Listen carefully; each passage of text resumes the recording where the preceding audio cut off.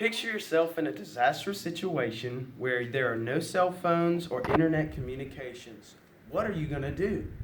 The simple answer is ham radio.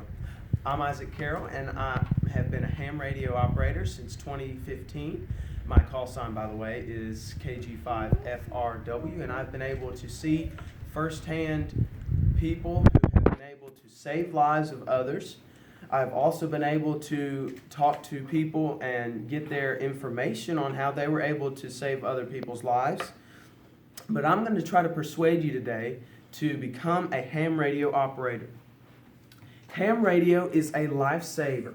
Tristan Cork told in the Bristol Post 2017 that a ham radio operator was able to save a little girl's life 70 miles from his location by ham radio and connecting with them when they didn't even have cell phone service. He was able to get an ambulance on its way, and he was able to save her from getting a seizure attack. Here's an example of someone saving the life of one person. But what about other people, more people? James Gregory writes us in the People's article of 1979 how a 13-year-old boy, Mike Davis, was scrolling through the frequencies and found a distress signal of a boat crew who was floundering out in the sea 70 miles from Jamaica, and 3,000 miles from his location. He was able to get the grid coordinates and give it to the Coast Guard, who was able to go and save the boat crew. His heroic action is another fine example of ham radio operators who are able to save lives. Paul Murphy and Michelle Krupa in CNN tells us that after Hurricane Maria in Puerto Rico, Oscar Resto got several hams together and started relaying information for the Red Cross. CNN also states that they called and realized that they were the only information going in and out of Puerto Rico. So they were because of this, they were having to help police forces all over the country be able to communicate together. Being that ham radio has saved thousands of lives around the world, it is obviously crucial to saving the lives of others.